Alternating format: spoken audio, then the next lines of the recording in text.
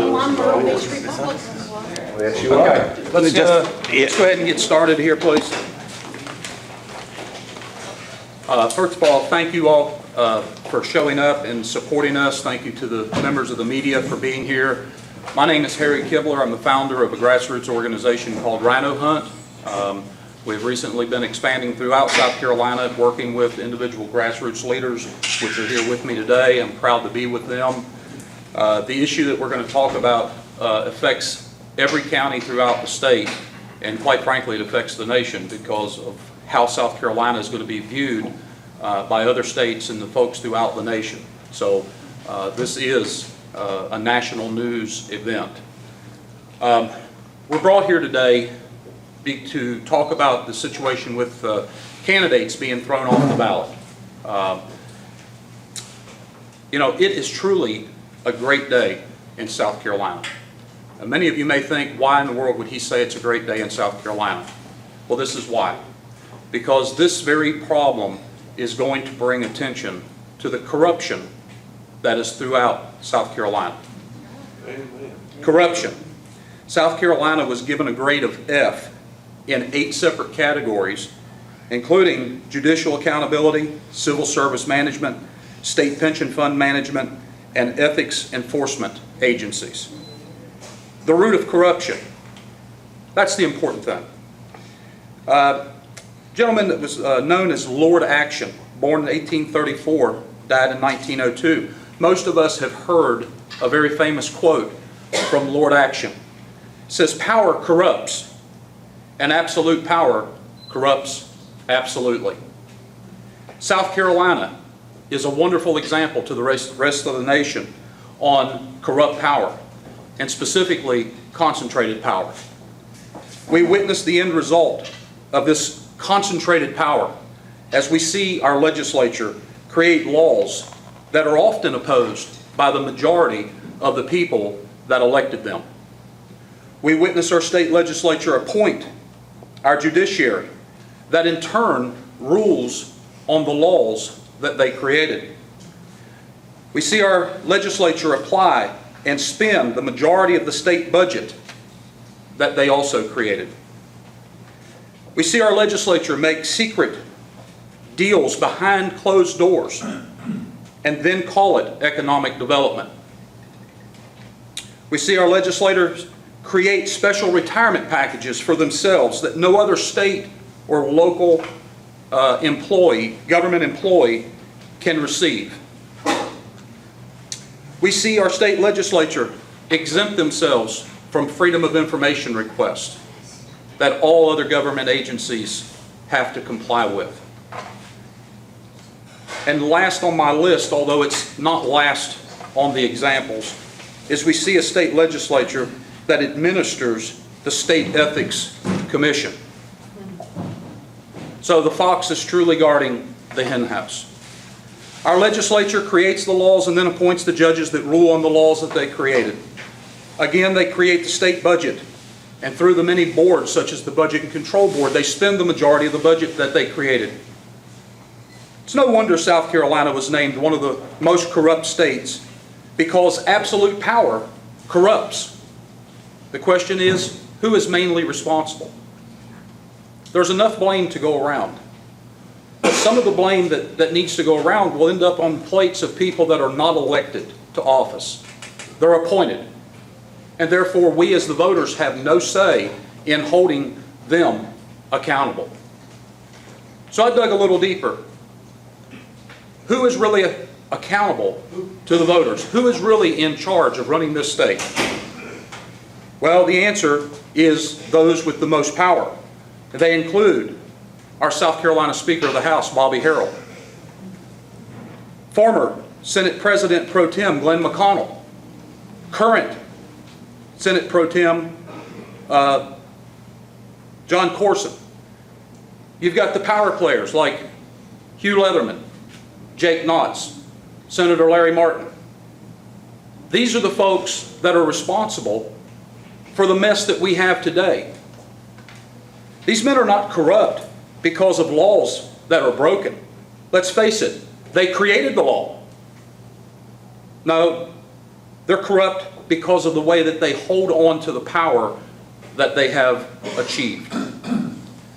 They built the house that they live in. There's no reason for them to want to remodel that house. They have it exactly the way they want it. Well, the mainstream media for quite some time has been trying to convince the nation that the Tea Party is dead. Well, obviously, our state legislature doesn't believe that.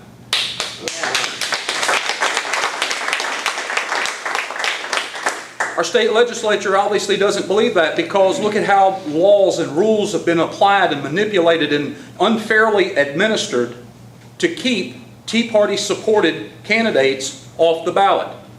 If they really believed that this movement was dead, they wouldn't fear it so much. That's right. All right. Just as Barack Obama awoke the sleeping giant in our nation, Jake Knotts, Bobby Harrell, John Corson, and their puppets in Colombia have awakened the not-so-sleepy giants in their own backyards.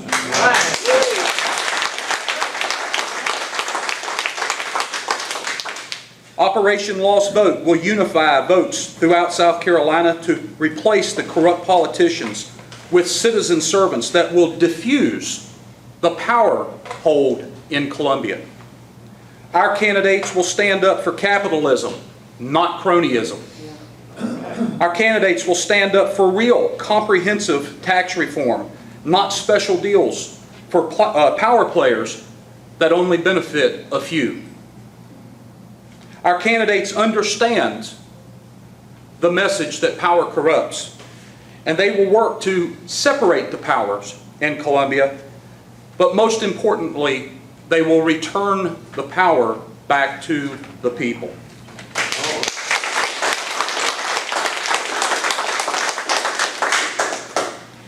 Those that are protecting their power may have thought that they would stop us by removing our candidates from the ballot. We would like to thank them for helping us by allowing us to point out their corruption and giving us this golden opportunity to fire up the citizens of South Carolina. You can feel the energy. You can feel the buzz. It's because people are incredibly excited about their government and elected officials are incredibly scared. And it's a beautiful thing.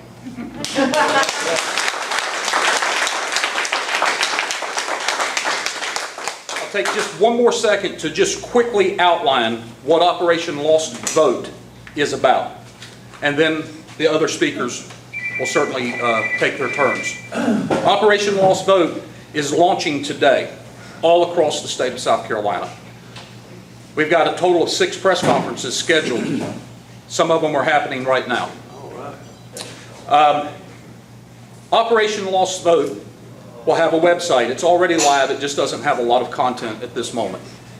It will be the clearinghouse. It'll be where citizens throughout South Carolina can get information on what happened. Because let's face it, there's a vacuum of information out there right now. They don't want to talk about it. It'll be a clearinghouse also for citizens who are willing to sign petitions to get our candidates back on the ballot. They can go to the website. They'll be able to give that information. We'll collect it at the website and then in turn hand it right back to the candidates that have been affected to speed up the process for getting their signatures to get them on the November ballot. Third, grassroots organizations like the ones represented here today, all over the state, will be reaching out to affected candidates that want to move forward as a petition candidate. And we will be offering to go into their districts to actually help them collect votes. Yay.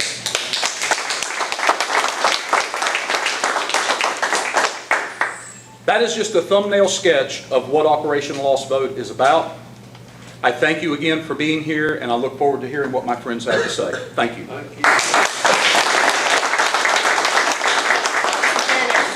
And I am the current chair of the Carolina Patriots here in Horry County, grassroots organization, and I want to thank Harry personally for taking the time to come and put this together for us today. We do hold monthly meetings here, and I hope to see a lot more of you at those meetings as we progress. What's happened in Horry County is a disgrace, not only to the disqualified candidates that are here, but to the voters and to the Republican Party as a whole.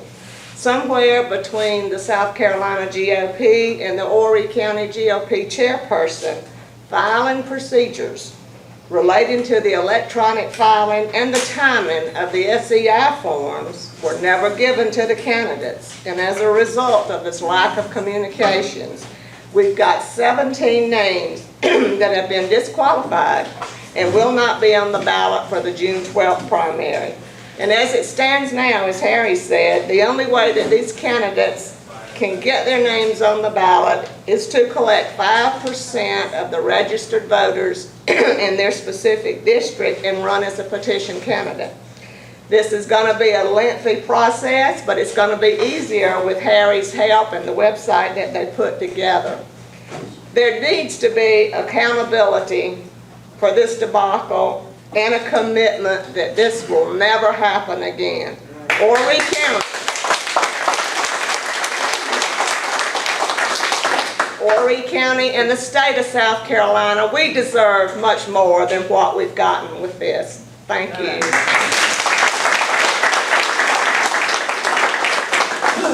Good afternoon. My name is Joe Dugan. I'm chairman of the board of the Myrtle Beach Tea Party, and I'm also the South Carolina state coordinator for the Tea Party Coalition, which is a group of about 20 tea parties throughout the state of South Carolina. And I have to tell you folks, how much it pains me to stand here before you today in contrast with standing before you 2 years ago when we were so proud of the candidates who we had elected in our primary. Tim Scott, Mick Mulvaney, Jeff Duncan, Trey Gowdy, and so many others at lesser offices. And it is such a letdown that all this could have been avoided so easily with just a little bit of common sense and a little bit of communication. It makes one wonder if this was not deliberate. It's not rocket science that if you're told to file a petition online, that you have a computer in the filing office. You could ask a third grade student that and he'd say, "Where's my computer?" I don't know whether they just aren't intelligent enough or deliberately avoided passage along of the most simple instructions. And instructions went out to select groups of people. They didn't go out to everybody. They went out to a hand-picked group and were withheld from other candidates. It's abominable. I was somewhat encouraged last week when I thought an honest attempt was going to be made by some senators to correct this incompetence, but it was thwarted by others, too fearful of facing legitimate competition in a Republican primary. Well, it should come to no surprise that Jake Knotts, one of the April 15th extension opponents, publicly stated that he planned to introduce all the contested bills on the Senate calendar as amendments, effectively filibustering the Senate measure. "I'm in the catbird seat," he said in his arrogance. And so you are for the moment, Senator Knotts. However, the time has come for an end to such arrogance in the Senate. Start getting used to the sound of Senator Shealy.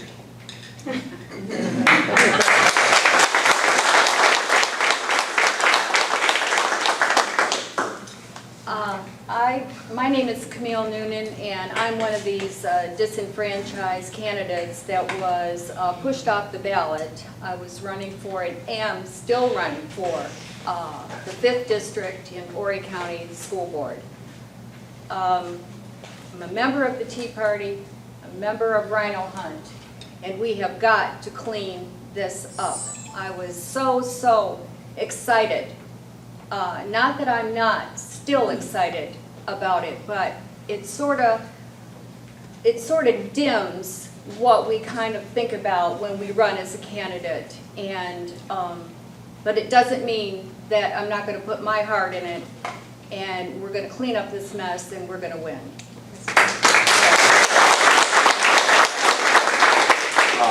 My name is Chuck Otwell. I'm the president of the South Strand Republican Club. We're one of the larger clubs here in Horry County.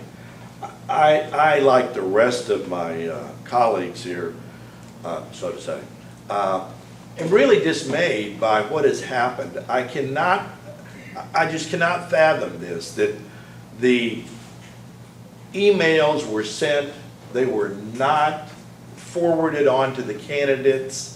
It is really a major disgrace, in my opinion, that here in Horry County, we're #1 in the amount of candidates that were kicked off of the ballot. Let me tell you, we want to be #1 in a lot of things here in Horry County. Being #1 in the number of individuals kicked off the ballot is not one of them. I do not know what the answer is. I talked to one of our legislative people this morning in the legislature. Hopefully the courts can still salvage some of this, he told me. It is my hope that the courts look at what the people and the citizens of this state, in this county, want, opposed to just following the exact letter of the law.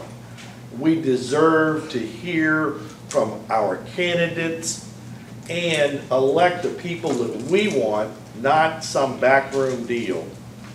Thank you.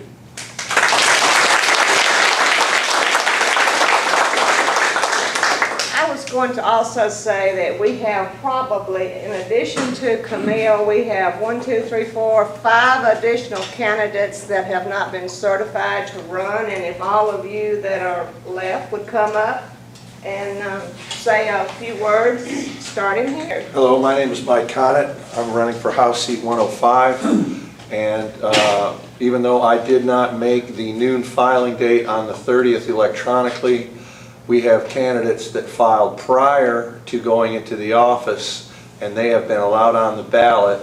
And the way the party is getting around that is because they're now calling them a public official, even though they did not file in accordance with the law and the ruling the Supreme Court laid down. I would also like to mention that this is not just a Republican Party issue. The Democrat Party in this state has also been allowed to submit names to the Election Commission for certification. Basically what happened was a Republican Party submitted a list of names, the Democrat Party submitted a list of names, and those were the names that were placed on the ballot. So what I would like to see is an investigation for confirmation of each and every name that appears on the ballot. And I appreciate the opportunity to speak on that. Thank you.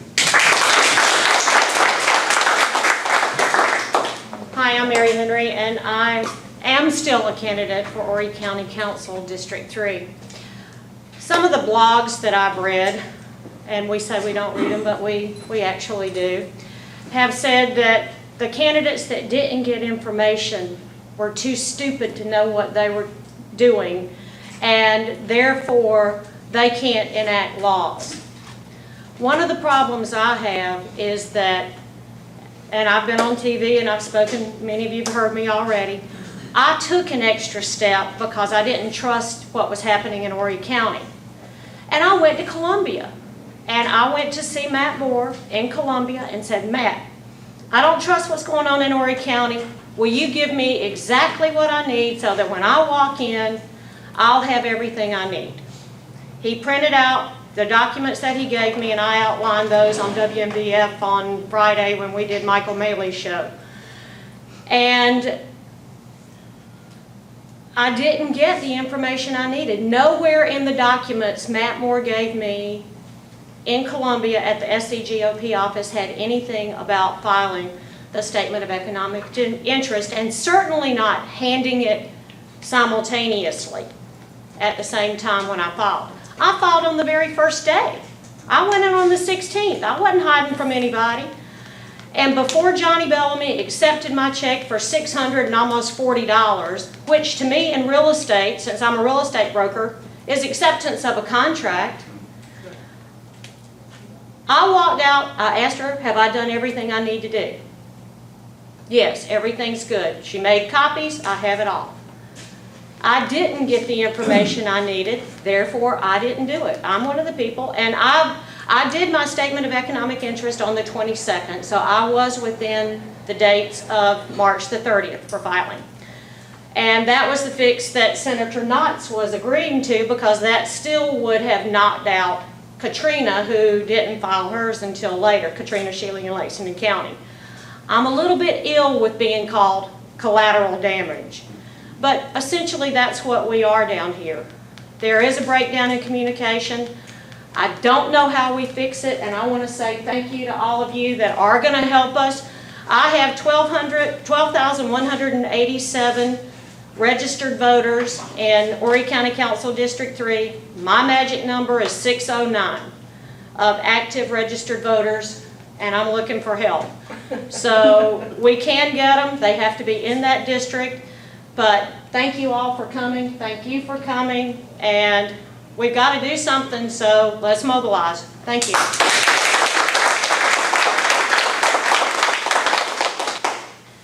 I'm Bill Wiggins from Horry County. I'm very proud of this county, and I signed up to run for House Seat 105 also, just like Mike. We're volunteering our services, and we've been punished. Does that mean that we start punishing people for trying to help their neighbors, trying to volunteer your services for Boy Scouts, Girl Scouts, or the church? I mean, where's this going to go? They gave us forms that we've never seen in our life. Don't know what's in them. They're asking us information about our personal, economic interests, which I don't care to trust to give them anyway, because I don't trust my government. I love my country, but I don't trust my government.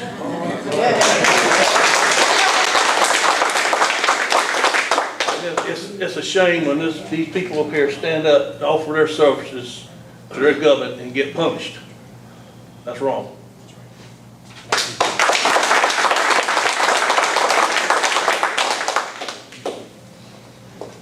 Hello, my name is Thomas Muse, and I'm a candidate for District 68. It's House seat District 68, and I'm a candidate in the special election on the Republican ticket, and I will be running as an independent for the general election.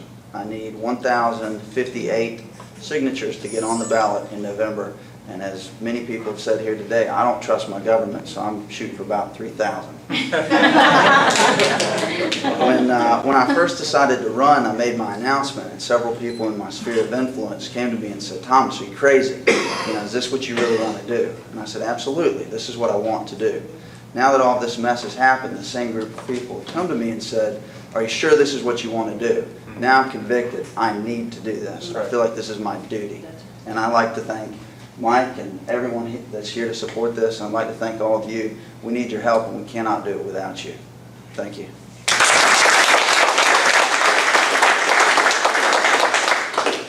My name is Mike Ryle, and I'm running for House District 56.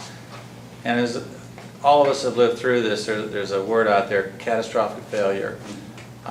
Individuals can try and place the blame on the candidates, but when you have the GOP with the state saying that they prepared a package, a welcome package for us as candidates, and they went through that package and reviewed it, and everything was in there except for one thing. There's no reference to the SEI, which has thrown us off the ballot. That's what I call welcome package. That helped us out a lot. When letters are sent out from the Ethics Commission to candidates, past candidates, and when you call them because you didn't get a letter and you ask them who they sent that to, they can't even tell you. They don't even have a list of those people. The entire system is broken. When I try to put this back together and I look at what the ruling was with the Supreme Court, and a lot of people struggle with it, the Supreme Court ruled on what they had in front of them. And what they said was very basic. Same documents, one place, one time, end of story. Now we've tried to circumvent that. Because if people saw the real numbers that are off the ballot, not 180, 170, I believe it's a couple hundred more than that, it would have blown the lid off this state. At this point, I think people are covering their backs. There were things in place that could have prevented this, but there's a history in place that allowed for it. It has gone on for years, and it continues to get worse. None of us want to be here doing this. This is not the way to represent our state. It's not what we intended. We intended to represent the people who put us in the State House, in the counties, in the municipalities. But now we've been robbed of that, and we're angry over it.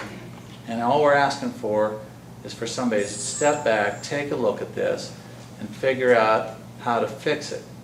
They know how to fix it, but the first thing they're going to have to do is say they failed. And I don't think they're capable of that right now. We'll see where it goes from there. Thank you.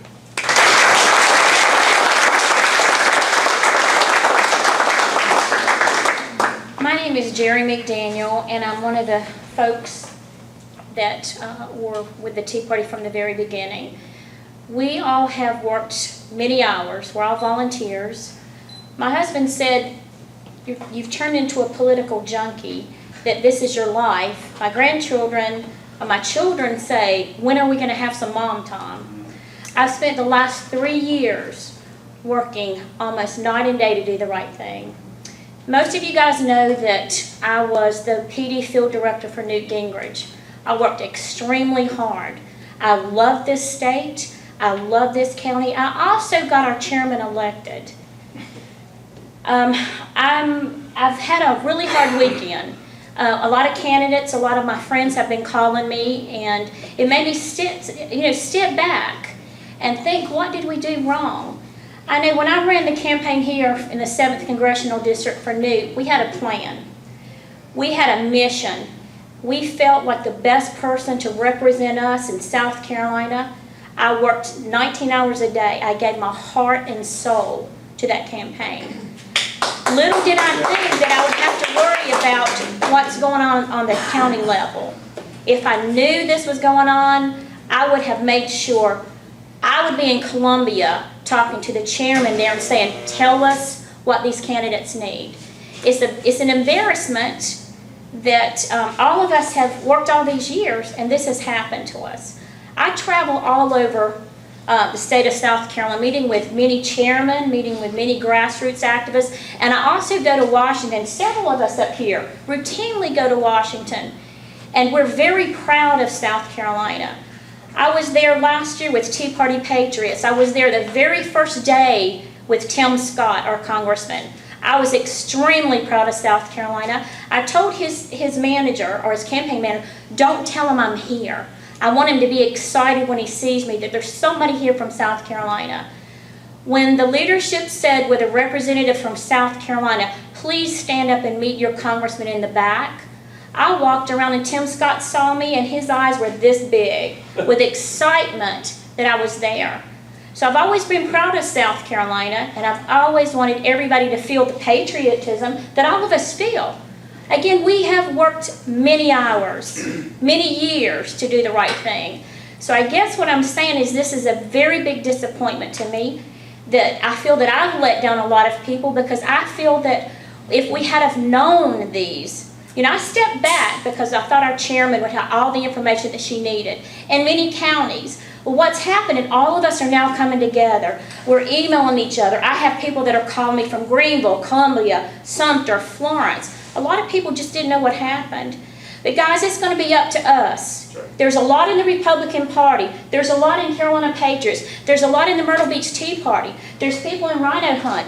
But let me assure you that the day of not working together is over. We are going to come together and help all of these candidates that had an injustice done to them.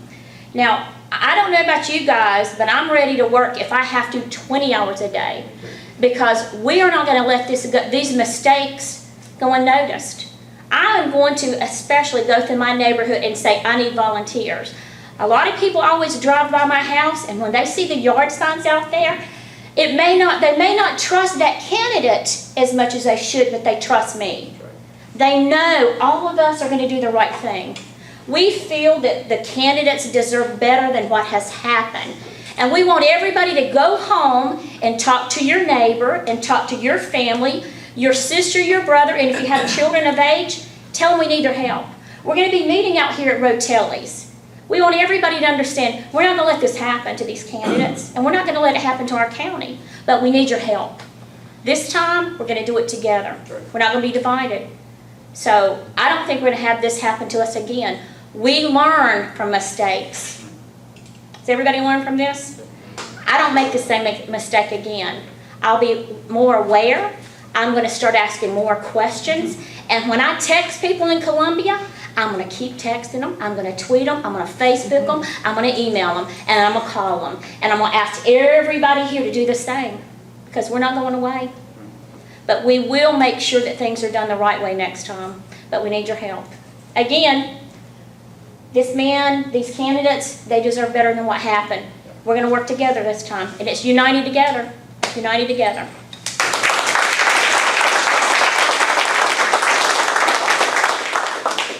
I know that typically this is very long for a press conference, especially when you've got to make it fit into a 30-second segment.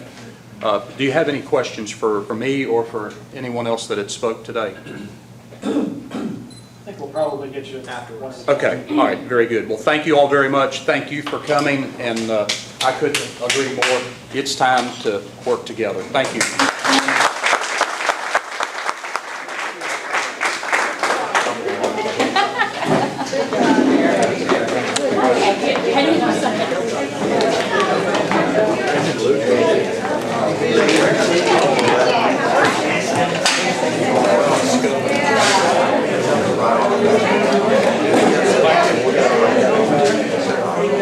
Ready?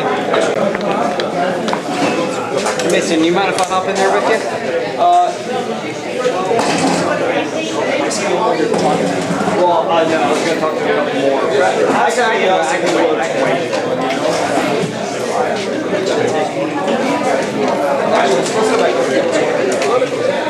Breaks my heart because I am a Republican, and it's just unfortunate that most of the other folks here in Horry County are in the same situation. We are now forced to run as independents. Do you think you're going to come up with enough names? Do you still think you can get on the ballot? Well, it'll be in November, but it's almost 1,000 names that I need to get as far as signatures. But like I said, I'm looking forward to running in November, and I just wish that we would get a little bit more attention from the Election Commission on this. As I stated, this is not necessarily a Republican problem. This is not a Democrat problem. This affects the voters of this entire state.